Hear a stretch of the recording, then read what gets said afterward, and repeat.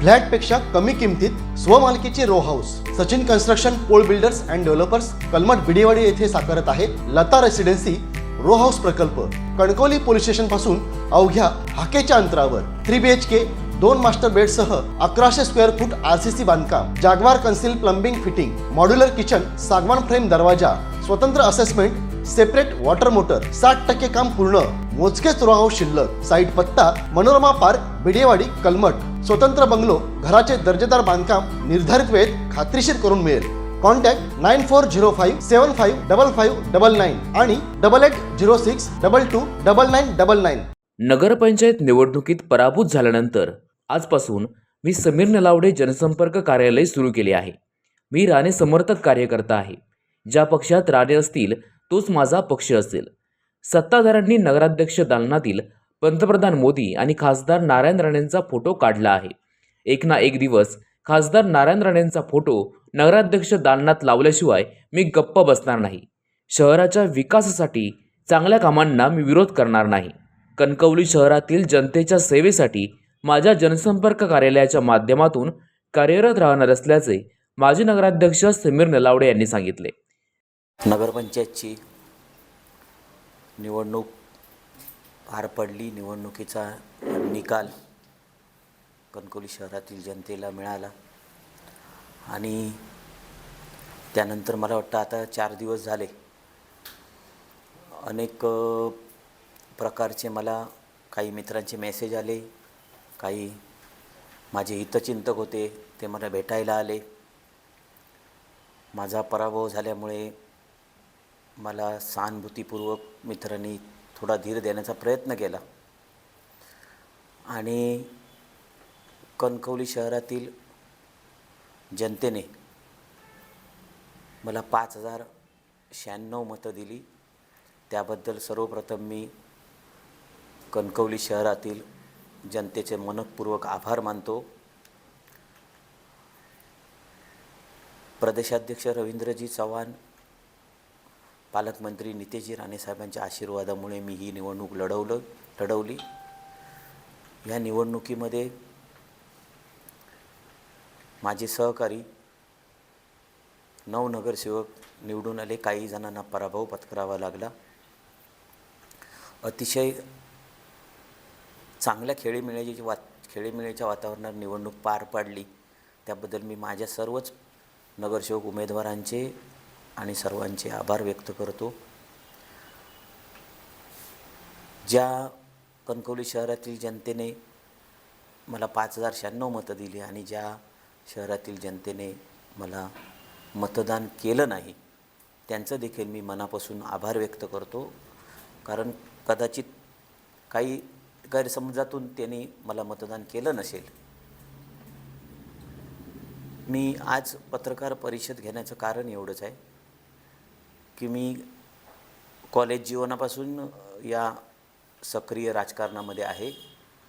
कॉलेजमध्ये मी CR होतो, जवळजवळ 5 वर्ष, सलग 5 वर्ष CR होतो। त्याच्यानंतर तिथून माझी राजकारणाला सुरुवात झाली आणि त्याच्यानंतर कणकवलीची पहिली निवडणूक 2003 झाली। त्या 2003 मी पहिला नगरसेवक म्हणून निवडून आलो। त्याच्यानंतर 8 निवडून आलो। त्याच्यानंतर 2013 निवडून आलो। त्याच्यानंतर 2018 मी नगराध्यक्ष झालो आणि कालची निवडणूक काही आमच्या गैरसमजातून म्हणा किंवा काही आमचं थोडंसं नियोजन चुकलं असेल त्याच्यातून माझा पराभव झाला। तो देखील मी खेळीमेळीच्या वातावरणात मान्य करतो, स्वीकारतो। आज तुम्हाला सांगायचं आहे की मी पराभवाला न घाबरता आज मी माझं कणकवलीमध्ये समीर नलावडे जनसंपर्क कार्यालयाचं आज तुम्ही या बसलात तिथे मी आता उद्घाटन केलं। मी स्वतः आलो। यापुढे कणकवली शहरातील जनतेचे जे काही प्रश्न असतील ते माझ्या या समीर नलावडे जनसंपर्क कार्यालयामधून मी सोडवण्याचा प्रामाणिक प्रयत्न करेन। कारण कणकवली शहरातील जनतेचे प्रश्न मला माहिती आहेत की जनतेच्या अडीअडचणी अनेक आहेत। कणकवली नगरपंचायतमध्ये जी काही कामं असतील आणि जी त्यांच्याकडून होत नसतील तर कणकवली शहरातील जनतेने माझ्या जनसंपर्क कार्यालयात येऊन मला भेटावं. मी त्यांची प्रामाणिकपणे याच्या आधी सेवा केलेली आहे, याच्याही पुढे सेवा करेन. त्याच्यासाठीच मी आजची ही प्रेस बोलवली की मी स्वतःचं माझं समीर नलावडे जनसंपर्क कार्यालय आज मी चालू केलेलं आहे. आपण बाहेर माझा बोर्ड बघितला असेल, कदाचित बघितला नसेल. त्याच्यामुळे मी हे जनसंपर्क कार्यालय आजपासून कणकवली शहराच्या जनतेच्या सेवेसाठी रुजू केलेलं आहे आणि प्रामाणिकपणे मी कणकवली शहरातील जनतेची सेवा करेन. यासाठी मी आज ही पत्रकार परिषद बोलवली होती. नाही, ते मी स्टेटस असंच ठेवलं होतं की काही निर्णय झालेत, काही निर्णय माझ्या मनाला लागलेत, पण ते असं काही नाही की मला थोडंसं वाटलं म्हणून मी तो स्टेटस ठेवला. पण माझा रोष किंवा राग कोणावरच नाही, असं काही नाही. हे बघा, निवडणूक आहे ती. निवडणुकीमध्ये काही प्रभागामध्ये मला नगराध्यक्षाला मतं जादा आहेत, काही प्रमाणात मला नगरसेवकांना जादा आहेत, नगराध्यक्षाला कमी आहेत. हे निवडणुकीमध्ये होत असतं, कारण मी गेली 2003पासून या राजकारणामध्ये असल्यामुळे कदाचित कधी एक निगेटिव्ह माइंड होतं की बाबा आता हे बरेच वर्ष आहेत, मग आपण कुठेतरी थोडंसं चेंज करूया, असं पण होतं. ते कशाला, माझ्या मिसेसच्या वार्डात म्हणजे वॉर्ड नंबर 7मध्ये मला 282चं मताधिक्य आहे आणि मिसेसला 669चं मताधिक्य आहे. म्हणजे मतदान झालं आहे, मताधिक्य तिला 426चं आहे आणि मला 282 मताधिक्य मिळाले आणि तिला 426. असं काही नाही आहे आणि गैरसमज तर माझे कोणाबरोबर नाही आहेत. त्याच्यामुळे जे काय आहे ते मी स्वीकारलेलं आहे आणि जनतेची सेवा करणारे ठाम आहे. किती काय झालं, किती संकटं आली तरी कणकवली शहराची जी जनता आहे, ज्या जनतेने माझ्यावर विश्वास टाकलेला आहे आणि ज्यांनी टाकला नाही त्यांनासुद्धा न्याय देणार आणि ज्यांनी विश्वास टाकला त्यांनासुद्धा न्याय देण्याचं काम हे माझं आहे. नाही, असं काही नाही. समीर नलावडे संपर्क कार्यालय करण्याचा हेतूच हा होता की कणकवली शहरातील जनतेची सेवा करायची आहे मला, जशी आजपर्यंत केली तशी. छत्रपती शिवाजी महाराज हे महाराष्ट्र राज्याचं आराध्य दैवत आहे, त्याच्यामुळे मी त्यांचा बॅनर लावलेला आहे. आणि तुम्ही भारतीय जनता पार्टीचं कार्यालय म्हटलं तरी माझ्या बॅनर बाहेर बोर्ड आहे, त्याच्यावर मी राणेसाहेब आणि नितेश राणेसाहेब यांचा फोटो लावलेला आहे. आणि आजपर्यंत मी कट्टर राणे समर्थक आहे, याच्याही पुढे कट्टर राणे समर्थक राहणार.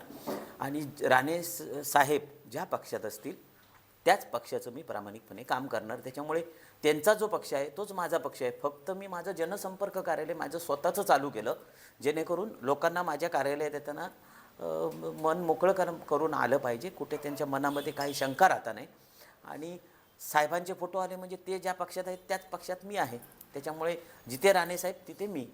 नाही, मग सर्व जनतेसाठी खुलं आहे माझं. कणकवली शहरातील जी जनता आहे त्या जनतेसाठी मी कार्यालय उघडलेलं आहे. त्यांचे जे प्रश्न आहेत, त्यांच्या बारीक अडचणी असतात, त्या सर्व सोडवण्याचं काम, कणकवली नगरपंचायतमध्ये जे काही विषय असतील त्यांचे ते सोडवण्याचं काम मी प्रामाणिकपणे इथून बसून प्रयत्न करीन.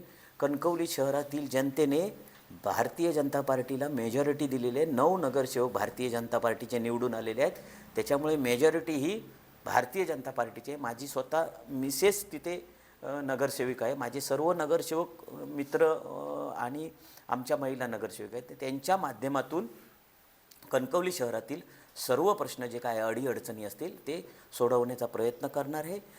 कणकवली शहरामध्ये विकासाच्या बाबतीत कोणतीही तडजोड करणार नाही. विकासाला 100% पाठिंबा देणार आहोत.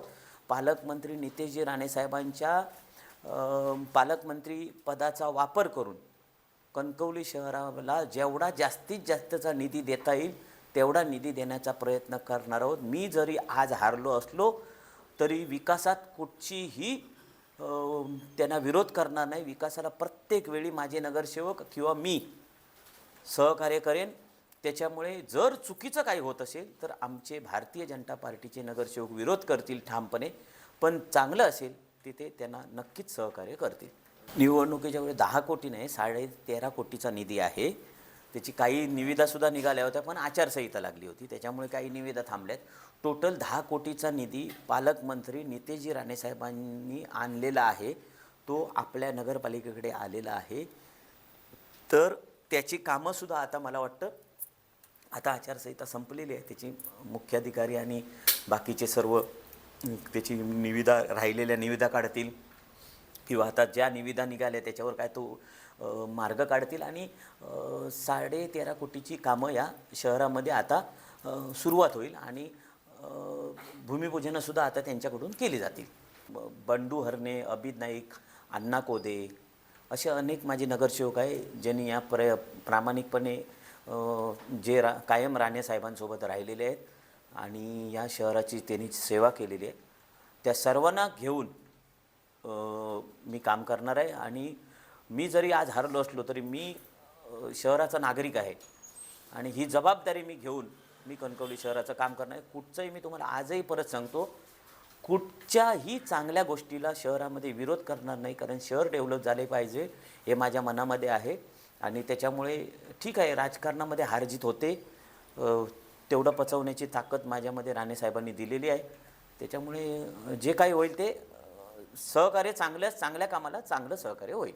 तो काय आपला विषय नाही, तो त्यांचा विषय आहे. ते कुठच्या पक्षात जातील किंवा ते मला काय माहिती नाही आणि जाऊ शकतात ते, कारण त्यांना शिंदे सेनेच्या सर्व पक्षातील नेत्यांनी सहकार्य केलं होतं. त्याप्रमाणे उभाटाच्या सुद्धा सर्व नेत्यांनी सहकार्य केलं होतं. त्याच्यामुळे त्यांचा निर्णय आहे, ते त्यांच्या निर्णयात मी बोलू शकत नाही. मी त्यांना एवढंच सांगेन की काही लोकांनी राणेसाहेबांचा फोटो काढून कुकर्म केलं. आता निदान निलेश राणेसाहेब त्यांच्याबरोबर होते म्हणून राणेसाहेबांचा फोटो लावून ते एक सत्कर्म चांगलं करावं असं मला वाटतं. कुठला फोटो? राणेसाहेबांचा फोटो लावून चांगलं सत्कर्म करावं एवढंच मी सांगेन. कुठला फोटो काढला म्हणतात? राणेसाहेबांचा फोटो काढला आणि मोदी साहेबांचा फोटो नगराध्यक्ष दालनामधला काढला. मी तुम्हाला सांगतो तुम्हीसुद्धा काल सर्व पत्रकार मित्र उपस्थित होता. पहिल्याच दिवशी नगराध्यक्ष जेव्हा आतमध्ये गेले केबिनमध्ये तेव्हा देखील 2 फोटो तिथे होते केबिनमध्ये नगराध्यक्षांच्या. एक मोदी साहेबांचा फोटो होता आणि एक राणे साहेबांचा फोटो होता. ते दोन्ही फोटो काल देखील त्यांनी तिथून गायब केले. असू दे, काही नाही, पण माझ्या मनामध्ये आमच्या सर्व कार्यकर्त्यांच्या मनामध्ये राणेसाहेब आहेत. तुम्हाला मी 100% सांगतो, एक दिवस मी नक्की राणेसाहेबांचा फोटो तिथे लावणार. हे तुम्हाला आज सांगतो, ही काळ्या दगडावरची रेष आहे. तुम्हाला त्याच मोठ्या मनाने आम्ही राणेसाहेबांचा फोटो लावल्या खेरीज मी गप्प बसणार नाही, हे तुम्हाला आज मी तुमच्या माध्यमातून सांगतो.